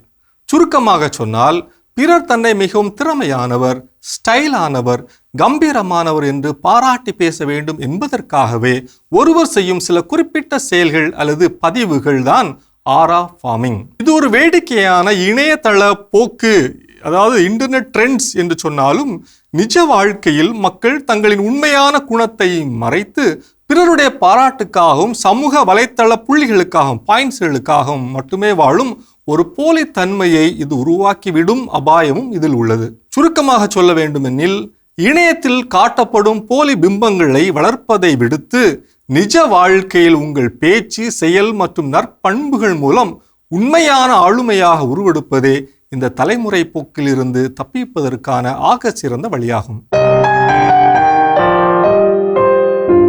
சமூக வலைத்தளங்களில் மற்றவர்கள் தரும் ஆரா புள்ளிகளை பொறுத்து உங்களுடைய மதிப்பை நீங்களே எடை போடக்கூடாது. இணையத்தில் கிடைக்கும் தற்காலிக பாராட்டுக்கள் உங்களின் உண்மையான குணத்தை மாற்றிவிடக்கூடாது. பிறர் உங்களை பற்றி என்ன நினைக்கிறார்கள் என்பதை விட உங்களை பற்றி நீங்கள் என்ன நினைக்கிறீர்கள் என்பதே மிகவும் முக்கியமானது. போலி பெருமைகளுக்காக வாழாமல் உங்கள் தனித்துவத்தை அப்படியே ஏற்றுக்கொள்வதே உங்களுக்கான உண்மையான பெருமையாகும். சமூக வலைத்தள கமெண்ட்களில் மட்டுமே வாழாமல் நிஜ வாழ்க்கையில் பல மனிதர்களுக்கு முன்னால் நின்று தைரியமாகவும் அர்த்தமுள்ள வகையில் பேசும் கலைகளிலும் கவனம் செலுத்த வேண்டும். இதுவே உங்களுக்கு நிலையான மதிப்பை தேடித்தரும். இணையத்தில் வெற்று பிம்பங்களை வளர்ப்பதை கைவிட்டு நிஜ வாழ்க்கையில் வரி தண்டுபவனைப் போல உண்மை தன்மையுடனும் நற்பண்புகளுடனும் வாழ்வதே ஒரு மனிதனுக்கு நிலையான நற்பெயரையும் அருள் வாழ்வுக்கான மேன்மையையும் தேடித்தரும். இது வலையுலகம் 360 டிகிரி டிஜிட்டல் உலகிற்கான உங்கள் அகராதி. அருமையான வலையுலகம் 360 டிகிரி பார்த்தாச்சு. அதோட எனக்கு நம்ம பேசிட்டு இருக்கிறோம் கடவுள் வணக்கம் நிகழ்ச்சியில. நம்மளுடைய லைஃபை எளிமையாக்கணும், வசதியா நம்ம வாழணும் அப்படிங்கறதுக்காக சில வசதி வாய்ப்புகளை நம்ம உருவாக்கிக்கிட்டே இருக்கிறோம். ஆனா அந்த வசதி வாய்ப்புகள் நம்மிடம் இருக்கக்கூடிய நல்ல விஷயத்தை மறக்கடிக்க செய்கிறது, இல்ல மழுங்கடிக்க செய்கிறது. அது என்னென்ன அப்படின்னு பேசிட்டு இருக்கோம். அடுத்தது என்ன சொல்றாங்க? அடுத்தது என்ன சொல்றாங்கன்னா, நம்ம கிட்ட இருக்கக்கூடிய சின்ன சின்ன விஷயத்த கூட நம்ம வந்து மறந்துட்டு இருக்கோம் அப்படின்னு சொல்லலாம். மறந்துட்டு இருக்கோம் சொல்றதை விட ஒரு சோம்பேறி ஆட்டோமா அப்படின்னு தெரியல. ஏன்னா இப்போ பாத்தீங்கன்னா, அப்பா காலத்துல தாத்தா காலத்துல இருந்தப்பெல்லாம் வீட்டுல என்ன பிரச்சனையா இருந்தாலும் அவங்களே சரி பண்ணுவாங்க. ஒரு லைட் மாட்டுறதாகட்டும், இல்ல மோட்டர் சரி பண்றதாகட்டும், இல்ல தண்ணி வர்றது பிரச்சனையா இருக்கட்டும், இந்த மாதிரி சின்ன சின்ன விஷயத்துல அவங்களே பண்ணாங்க. ஆனா இப்ப நம்ம என்ன பண்றோம்னா, இப்ப நம்ம ஒரு நம்பருக்கு கால் பண்றோம், அவங்களுக்கு கால் பண்ணோம்னா அவங்க என்ன பண்றாங்கன்னா வராங்க, அவங்க பாட்டு பண்ணிட்டு போறாங்க, அவங்களுக்கான பணத்தை நம்ம கொடுக்குறோம். ஆனா அதுல எவ்வளவு பணம் நம்ம கொடுக்குறோன்றது தெரியாம அதிகமா கூட நம்ம செலவு பண்ணிக்கலாம். ஆனா சின்ன வேலையா தான் இருக்கும். அந்த சின்ன வேலைக்கு அவ்வளவு பெரிய தொகையை கொடுக்குறோம். நம்ம ஏன் நம்ம அப்படி பண்றோம்? நம்மளுடைய லைஃப் ஸ்கில்ஸ் நம்ம என்ன பண்ணிட்டோம், மறந்துட்டோம். சின்ன சின்ன ஃபீஸ் கரியர் போச்சுன்னா ஃபீஸ் கரியர் மாத்திரதா இருக்கலாம். சைக்கிள் டயர் பஞ்சர் ஆச்சுன்னா அதுக்கு தாத்தா பார்த்தா அந்த பாக்ஸ் வச்சிருப்பாரு, எல்லாம் வச்சிருப்பாங்க, எல்லா டூல்ஸ் இருக்கும். ஆமா, அப்ப அதை எடுத்து நமக்கு ஹெல்ப் கேட்பாங்க. நம்ம பக்கத்துல உட்கார்ந்து ஒண்ணா எடுத்து கொடுக்க அவர் என்ன பண்ணுவாரு, பக்காவா செஞ்சு முடிச்சிருவாரு. இன்னைக்கெல்லாம் நம்ம என்ன பண்றோம், ஏதோ ஒரு சின்ன வேலைனாலும் நீங்க சொன்ன மாதிரி இன்னொரு நபரை தேடி தேடி தேடி ஓடிக்கொண்டே இருக்கிறோம். ஏன் அப்படின்னா அது நம்மளுடைய வசதி வாய்ப்புக்காக உருவாக்கப்பட்ட ஒன்று தான். ஒரு மிகப்பெரிய வேலை இருக்குது, ஒரு 4-5 பேர் சேர்ந்து செய்யணும். அப்ப அதுக்கான நபர்களை நம்ம தொடர்பு கொண்டா இப்ப வீடு காலி பண்றதுக்கு இப்போ பேக்கர்ஸ் அப்பெல்லாம் உட்கார்ந்து நம்மளே வந்து பண்ணிட்டு இருப்போம். முந்தி வந்து வீடு காலி பண்ணா எனக்கு விவரம் தெரியாது, நாங்க வீட்டுல மாத்தும் போது மூட்டை மூட்டையா கட்டி எல்லாத்தையும் பண்ணி வச்சிருக்கோம். அம்மாட்ட வந்து அப்பா சொல்லிடுவாங்க நம்ம இன்னைக்கு நைட் எல்லாம் ஷிஃப்ட் பண்ண போறோம்னா அவங்க எதெல்லாம் எப்படி பேக் பண்ணி வச்சிருவாங்க. பேக் பண்ணுவோம். அப்பாவோட ஃப்ரெண்ட்ஸ் ஒரு 5-10 பேர் வருவாங்க, வீட்டுக்கு வந்து ஹெல்ப் பண்ணுவோம். ஆனா இப்ப கிடையாது. ஒரு கால் பண்றோம், 5000 10,000 சொல்றாங்க. ஓகே, ஏன்னா என் வேலை ஈஸி ஆயிடுது இல்ல அப்படின்ட்டு நம்ம வேலை ஈஸிக்காக செய்யறோம். ஆனா சின்ன சின்ன லைஃப் ஸ்கில்ஸ் என்ன பண்ணிட்டோம், மறந்து போயிட்டோம். எப்படி இருக்குன்னு யோசித்து பார்ப்போம். இன்னும் வேற என்ன விஷயத்துங்கிறத தொடர்ந்து பேசுவோம். ஓகே.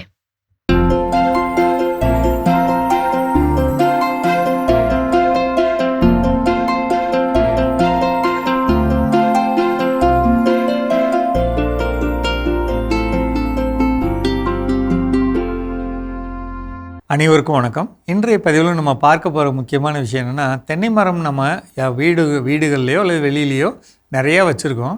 அப்படிங்கிறப்ப அதுக்கிடையில் என்னென்ன விதமான பயிர்கள்லாம் வளர்க்கலாம், அதில் நம்ம கவனிக்க வேண்டியது என்ன? என்னை பொறுத்தளவில் நெல் தவிர மிச்ச எல்லா பயிர்களையும் நம்ம தென்னை மரத்துக்கு இடையில வளர்க்கலாம். ஏன் நம்ம நெல்லை பற்றி சொல்கிறோம் அப்படின்னா, நெல்லுக்கு நம்ம நிறுத்தக்கூடிய தண்ணீர் தென்னை மரத்தோட வேர்களை தொட்டுக்கிட்டு இருக்கப்ப பெரும்பாலான நேரங்களில் அழுகல் அதிகமாக வந்து மரம் இல்லாமல் போக ஒரு பெரிய வாய்ப்பாக இறந்து போக வாய்ப்பு இருக்கும். அதனால் நெல்லுக்கு நம்ம நெல்லை வந்து ஊடு பயிராக பயிரிட வேண்டாம் அப்படின்னு நம்ம சொல்கிறோம். சரிங்களா? மற்றபடி தென்னை மரத்துக்குள்ள மரப்பயிர்கள் அப்படின்னு சொன்னால் மகாகனி, ஊடு பயிராக நடுவில் மகாகனி போடலாம், வேலி ஓரத்தில் தேக்கு போடலாம். மரப்பயிர்கள்னு இந்த மாதிரி பண்ணலாம். அதே மாதிரி கிளரிசீடியா, சீமை அகத்தின்னு சொல்லுவோம்ல, அந்த கிளரிசீடியா வளர்க்கலாங்க. அதோட இலைகளை நம்ம பசுந்தாள் உரமாக பயன்படுத்தலாம், மரத்துக்கு நல்லது, அதை வளர்க்கலாம். இதெல்லாம் ஒன்று மரப்பயிர்கள். அப்படி இல்லைன்னா பழமரங்கள் அப்படிங்கிற விதத்தில் எலுமிச்சை, கொய்யா, பலாமரம், பப்பாளி, முருங்கை இதெல்லாம் வளர்க்கலாம். இதெல்லாம் வந்து எதை பொறுத்தது அப்படின்னா, எவ்வளோ வெயில் விழுகுது, அந்த அந்த 4 மரத்துக்கு நடுவில் இருக்கக்கூடிய இலை அமைப்பில் எவ்வளோ வெயில் விழுகுது, அதை பொறுத்து 4 மரத்துக்கு நடுவில் ஒரு செடியை வளர்க்கலாம். இதோட நன்மை என்ன? இப்படி வளர்க்குறப்ப ஒரு இடத்துலேருந்து அதிகமான லாபம் எடுக்கிற மாதிரியும், நம்மளுடைய நிலத்தை அல்லது கொடுக்குற தண்ணியை முழுமையாக உபயோகப்படுத்துறதுக்கும் இது ஒரு பெரிய ஒரு வாய்ப்பாக இருக்கும். இது 2. அடுத்து 3வது, எல்லா விதமான காய்கறி பயிர்கள் நிலத்தோட தன்மைக்கு ஏற்ற மாதிரி, வெயிலுக்கு ஏற்ற மாதிரி. வெயில் நல்லா இருந்ததுன்னா பெரும்பாலான காய்கறி பயிர்களை வைக்கலாம். அல்லது ஜாதிக்காய் மாதிரியான சுவை தாளித பயிர்களை நம்ம வளர்க்கலாம். அப்படி வளர்க்குறப்ப கடுக்காய், ஜாதிக்காய் இந்த மாதிரி மரங்கள் வளர்க்குறது ஒரு சில இடங்களில் மிகவும் நல்ல பலன் தருங்க. அதே மாதிரி கோகோ அது வளர்க்கலாங்க. கருணைக்கிழங்கு, சேனைக்கிழங்கு அது வளர்க்கலாம். நிறையா பகுதிகளில் தென்னை மரத்தை பந்தலாக்கி முதல் வரிசைக்கும் 2வது வரிசைக்கு இடையில நெட்டு கட்டுறது, வலைகள் பின்னுறது, 2, 3க்கு இடையில ஒன்றும் பண்ணுறதில்ல, 3க்கு 4க்கு இடையில பந்தல் போடுறது, இந்த மாதிரி. அப்போ இந்த மரங்களில் ஏறுறது எந்த குளறுபடியும் வராது. அதே நேரத்தில் இடைப்பட்ட பகுதியில் ஒரு விவசாயம் பண்ண ஒரு பெரிய வாய்ப்பு இருக்கும். அப்போ இந்த மாதிரி அமைப்பில் நம்ம பண்ணுறது அப்படிங்கிறது ரொம்ப எளிமையானதுங்க.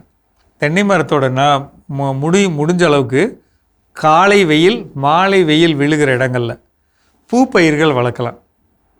முக்கியமாக கனகாம்பரம், சம்மங்கி, செண்டுமல்லி, பிச்சிப்பூ இதெல்லாம் வளர்க்கலாம். காலை வெயில், மாலை வெயில், முதல் வரிசைக்கும் 2வது வரிசைக்கு இடையில மட்டும் இப்படி நீளமாக. அதே மாதிரி இந்த பக்கம் மேற்கு பக்கத்தில் கடைசி வரிசைக்கும் முந்தின வரிசைக்கு இடையில வெயில், போக்கு வெயில் எங்கே விழுகுதோ அந்த வெயில் நம்ம பயிர் மேலே விழுகணுங்கிற எண்ணத்தோடு இதை வளர்க்கலாம். அப்படி வளர்க்குறப்ப எங்கெல்லாம் வெயில் விழுகும்னு தெரியுதோ அந்த இடத்துல பூப்பயிர்கள் வளர்க்குறது மிகவும் சிறப்புங்க. ஊடு பயிர் வெள்ளாமை அப்படிங்கிறப்ப நம்ம என்ன கவனிக்கணும்? தென்னை மரங்களை பொறுத்துள்ள தென்னை மரங்களே வந்து அளவுக்கு அதிகமான உணவு உண்ணக்கூடிய வகையிலான தாவரங்கள். நம்ம 5 இட்லி சாப்பிட்றோம்னா அது 10 இட்லி சாப்பிடும். அதுங்கிற மாதிரி அதிகமான உணவு உண்ணக்கூடியது அப்படிங்கிறப்ப ஊடு பயிர் நம்ம போடுறப்ப அதுக்கும் சேர்த்து சத்துக்கள் தரணும். அந்த பயிருக்கு வேணுங்கிற சத்துக்களும் இதோட சத்துக்களும் சேர்த்து அப்படிங்கிறப்ப கூடுதலாக அதுக்கு வேணுங்கிற கவனம் நம்ம செலுத்துகிறப்ப பயிர்கள்லேருந்து முறையான லாபத்தை நம்மளால் எடுக்க முடியும். சரியான விளைச்சல் கிடைக்கும். அதோட இயல்புத்தன்மை நல்லா இருக்கும். முக்கியமாக சாம்பல் போடணும், சாணம் போடணும். இது கண்டிப்பாக நம்ம கொடுத்து கொண்டு வரணுங்க. ஒன்று ஒரு முறை இருக்குங்க. அதை நான் உங்களுக்கு சொல்லித்தரேன். தேவைப்பட்டால் கீழே நம்பரில் கேளுங்க, நிச்சயம் உங்களுக்கு சொல்லித்தரேன். சரிங்களா? மீண்டும் சந்திப்போம். சிறப்பான உழவும் உயரும் பகுதி நம்ம பார்த்தாச்சு. நாம இன்னைக்கு பேசிட்டு இருக்கோம். நம்மளுடைய எளிமையா இருக்கணும் அப்படின்றதுக்காக ஆரம்பிக்கப்பட்ட எல்லாமே அது நமக்கே வந்து கெடுதலா நம்ம மாத்திட்டு இருக்கோம்னு பேசிட்டு இருக்கோம் இல்லையா? அடுத்ததா என்னத்தை நம்ம மறந்துடுறோம். ஸோ அடுத்ததா எந்த ஒரு விஷயம் மாறிடுச்சு இல்லை மறந்துட்டோம் அப்படின்னு பார்த்தீங்கன்னா, எல்லாருக்கிட்டையும் எதிர்பார்ப்புகள் அப்படின்னு சொல்லி இருக்கும். அப்போ அந்த எதிர்பார்ப்புகளுக்கு ஏற்ற காலம், இந்த எதிர்பார்ப்பு நடக்கிறதுக்கு இவ்வளோ நாள் ஆகும், இதுக்கு இவ்வளோ டைம் எடுக்கும் அப்படிங்கிற ஒரு புரிதலோடு ஒரு எதிர்பார்ப்புகள் என்னது இருந்துச்சு. ஆனால் இப்போ எல்லாமே என்னன்னா இன்ஸ்டண்ட்டாக பார்த்து 3 வாரத்தில் சிகப்பழகு, உடனே வாங்கி பூசு தேய், நமக்கு வந்துச்சா வரலையா, எக்ஸ்பெக்டேஷன்ஸ், அன்ரியலிஸ்டிக் எக்ஸ்பெக்டேஷன்ஸ். சில அட்வர்டைஸ்மெண்ட்ஸ் எல்லாம் பார்த்துட்டு இதெல்லாம் இப்படிதான் கிடைக்கும் போல அப்படின்னு என்ன பண்றோம், நாம அதை நம்பி அந்த ஒரு எதிர்பார்ப்போடு இயல்புக்கு மாறான இல்லை இயல்புக்கு அதிகமான ஒரு எதிர்பார்ப்போடு என்ன பண்றோம், சில விஷயங்களை நம்ம எதிர்கொள்றோம். கடைசி நமக்கு என்ன பண்ணுது, தோல்வியில தான் கொண்டு வந்து முடிகிறது. சில திரைப்படங்கள் பார்த்தீங்க அப்படின்னா அந்த திரைப்படத்தில் நிறைய பேர் ஒர்க் பண்ணியிருப்பாங்க. அப்போ அந்த ஒரு ப்ரொபோசல் சீன், ஒரு ஹீரோயின் கிட்ட ஹீரோ என்ன பண்ணுவார், ப்ரொபோசல் பண்ணுவார். அப்படி லைட் ஈட்டு போட்டு பட்டாசெல்லாம் வெடிக்கும், அப்படி ஸ்டைலா வந்து கெத்தா வந்து பூ கொடுப்பாரு, பிஜிஎம்லாம் வேற லெவல், அப்படி ஒரு வயலின் பிஜிஎம் இல்லை ஒரு ஃப்ளூட் பிஜிஎம், அப்படி லவ்வா என்ன பண்ணுவாங்கன்னா அந்த பிஜிஎம்ஸ் இருக்கும். அந்த சீனை பார்க்க அப்படி ஒரு மாதிரி கூஸ் பம்ப்ஸா இருக்கும். ரியல் லைஃப்ல இது நடக்குமான்னு கேட்டா அங்க ஆர்ட் டைரக்டர் இருந்திருப்பாங்க, டைரக்டர் இருந்திருப்பாங்க, அசிஸ்டன்ட் இருந்திருப்பாங்க, லைட்மேன் இருந்திருப்பாரு, கேமரா. ஒரு ப்ரொபோசல் சீன்ல 2 பேரை வச்சு ஸ்கிரீன்ல காட்டுறதுக்கு அங்க 50-100 பேர் என்ன பண்ணிருப்பாங்க, வேலை செஞ்சிருப்பாங்க. அப்போ இது ரியல் லைஃப்ல நடக்குமா? நடக்காது. ஆனா இந்த அன்ரியலிஸ்டிக் எக்ஸ்பெக்டேஷன்ஸ் என்ன ஆகுதுன்னா, இந்த மாதிரி நிறைய விஷயங்களை பார்த்து ஸோ நம்மளுடைய கம்ஃபர்ட்டுக்காக, நம்மளுடைய தேவைக்காக, நம்மளுடைய என்டர்டைன்மெண்ட்காக நம்ம சில விஷயங்களை நம்ம உருவாக்கி வச்சிருக்கோம் வசதியாக. அது நம்மளுடைய அன்ரியலிஸ்டிக் எக்ஸ்பெக்டேஷன்ஸ் நிலைமைக்கு என்ன பண்ணுச்சு, நம்மளை கொண்டு போய் விட்டுடுச்சு. ஓகே, திருத்திக் கொள்வோம், மாற்றிக்கொள்வோம். இப்ப அடுத்த பகுதியை பார்க்கலாம்.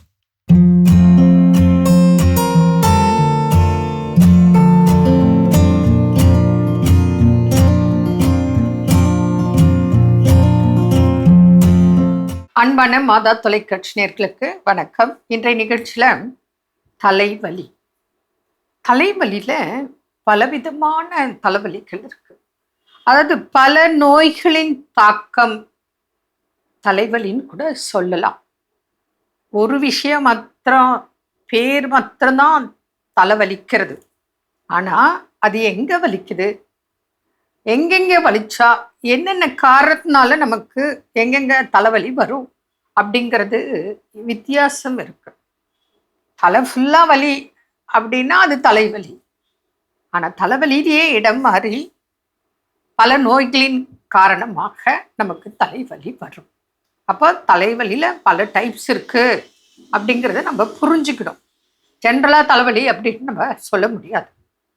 தலையில் தான் வலிக்குது, ஆனால் அது வேற பிரச்சனைகளால தலைவலிக்குது.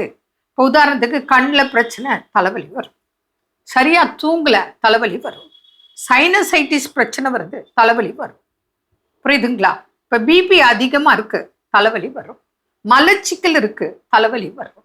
இப்படி நிறைய இருக்குது. டென்ஷன்னால இருக்குது, மைக்ரைன்னால இருக்குது, கோல்டு ஃபீவர்னால ஹெட்டேக் இருக்குது. புரியுதுங்களா? அந்த மாதிரி நமக்கு பல காரணங்களால் தலைவலி இருக்குது.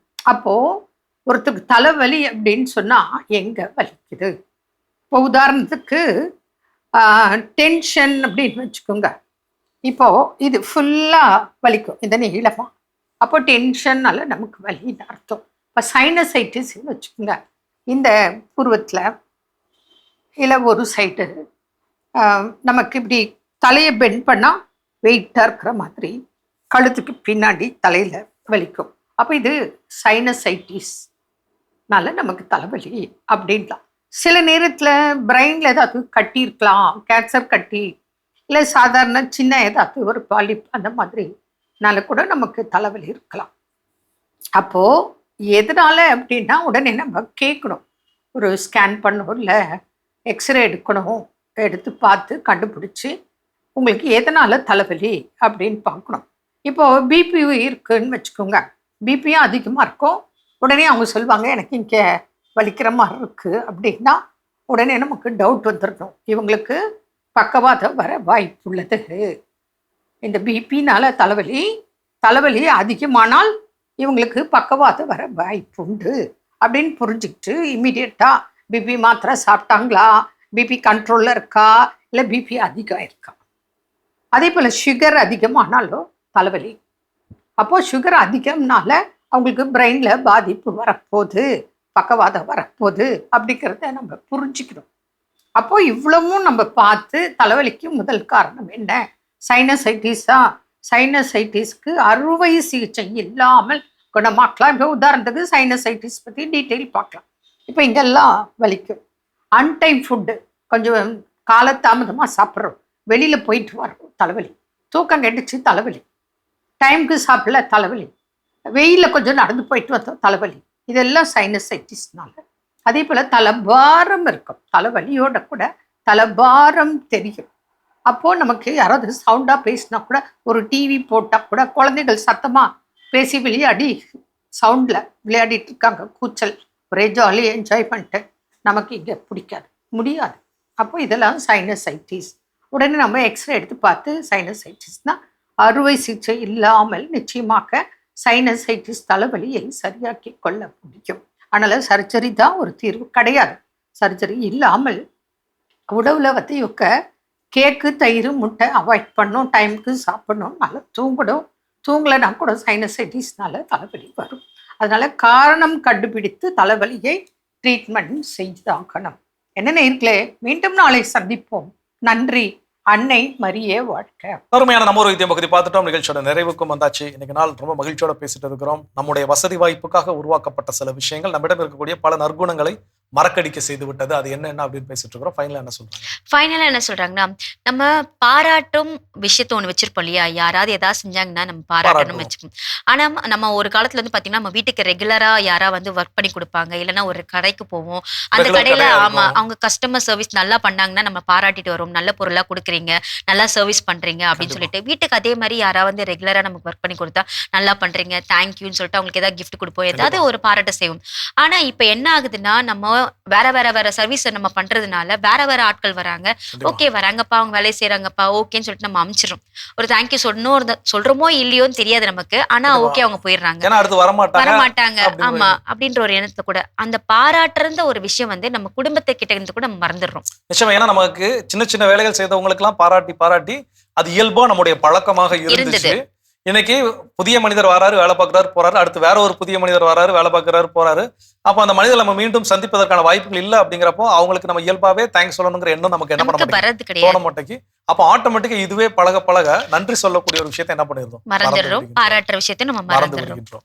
சோ அப்போ இதை நாம் திருத்திக் கொள்வதற்கு முற்படுவோம். நல்ல நாள், நல்ல ஒரு சிந்தனை, எல்லாமே நம்முடைய வசதி வாய்ப்புக்காக, நம்மளுடைய நலவாழ்விற்காக உருவாக்கப்பட்டது. ஆனா அது நம்மிடம் இருக்கக்கூடிய நற்குணங்களை நமக்கு தெரியாமலே என்ன பண்ணிட்டே இருக்கு, அழிச்சுக்கிட்டே இருக்குது. சோ இன்னைக்கு கொஞ்சம் நமக்கு அதுக்கான விழிப்புணர்வு கிடைச்சிருக்கு. அதுக்கான வசதி வாய்ப்புகளை பயன்படுத்தக்கூடாதான்னு கேட்டா பயன்படுத்த வேண்டும். அளவறிந்து அளவோடு என்ன பண்ணணும், கரெக்டாக முறையிலிருந்து நம்ம பயன்படுத்த வேண்டும். அப்படி சரிவர பயன்படுத்துகின்ற போன்று நாம இந்த மறக்கக்கூடிய விஷயங்கள் மீண்டும் மறக்காமல் அதை நாம் வாழ்வாக்க நம்மால் முடியும்.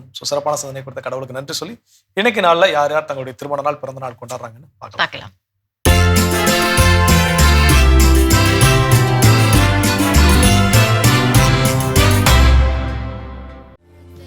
லியானா ஜூடித் இன்று தனது 8ஆம் ஆண்டு பிறந்த நாளினை கொண்டாடுகிறார். இவரை வாழ்த்துபவர்கள் அப்பா லியோ ஜோசப், அம்மா லிதியா, தாத்தா பாட்டி, பெரியப்பா பெரியம்மா, மாமா அத்தை, அக்கா அண்ணன், குடும்பத்தினர், உறவினர்கள் மற்றும் நண்பர்கள். ஜே பிரகாஷ் இன்று தனது பிறந்த நாளினை கொண்டாடுகிறார். இவரை வாழ்த்துபவர்கள் மனைவி ஜோதி, மகள்கள் திவ்யா, பூஜா, மருமகன் பாபின், மகன் கிரண், குடும்பத்தினர், உறவினர்கள் மற்றும் நண்பர்கள்.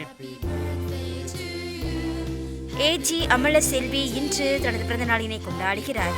இவரை வாழ்த்துபவர்கள் அப்பா அம்மா, சகோதரி அமலா ஜோதி, அருண்குமார், மகள் கேத்ரின், குடும்பத்தினர், உறவினர்கள் மற்றும் நண்பர்கள். பெங்களூரை சேர்ந்த ஜூட் எட்வின் இன்று தனது பிறந்த நாளினை கொண்டாடுகிறார். இவரை வாழ்த்துபவர்கள் அப்பா டேவிட் ராஜ், அம்மா பியூலா டேவிட், தம்பி Jovian David, Josephine Ramesh, Pradeep Helen, Elvin Pradeep, Sheela Raju, Stella Raj, Rosie, Aswathi Joseph, குடும்பத்தினர், உறவினர்கள் மற்றும் நண்பர்கள். இன்று விழா காணும் உங்கள் அனைவருக்கும் இறைவன் தரக்கூடிய அன்பான பரிசு திருப்பாடல் 91:4. அவர் தம் சிறகுகளால் உம்மை அரவணைப்பார், அவர் தம் ரெக்கைகளின் கீழ் நீர் புகலிடம் காண்பீர். இந்த இறையாசுடன் நீங்கள் வாழ மாதா தொலைக்காட்சியின் வாழ்த்துக்களும் ஜெபங்களும். அன்பானவர்களை, வசதி வாய்ப்புகளை சரிவர பயன்படுத்துவோம், நல் மாற்றம் காண்போம் என்ற இந்த சிந்தனையோடு இன்றைய கடவுள் வணக்கம் நிகழ்ச்சியை நாங்கள் நிறைவு செய்கிறோம். இந்த நாள் இனிய நாளாக உங்க எல்லோருக்கும் அமைய மாதா தொலைக்காட்சியின் வாழ்த்துக்களும் ஜெபங்களும். மீண்டும் உங்கள் அனைவரையும் கடவுள் வணக்கம் நிகழ்ச்சியில் சந்திக்கும் வரை உங்களிடமிருந்து விடைபெறுகிறோம். இயேசுவுக்கே புகழ். மரியே வாழ்க. ஒரு வழியா காலேஜ் முடிச்சிட்டேன். எப்ப வேலைக்கு போற? ஐடி வேலை எல்லாம் கஷ்டம்பா. வேலை கிடைச்சிருச்சா? எனக்கு இந்த கவலையே இல்லை, ஏன்னா நான் SLA இன்ஸ்டிடியூட் ஜாயின் பண்ணியிருக்கேன். ஜஸ்ட் 4 months ட்ரைனிங் கம்ப்ளீட் பண்ணதும் என்னோட IT கேரியருக்கு நான் ரெடி ஆயிடுவேன். SLA Institute, right way to IT job. Contact 8870767784.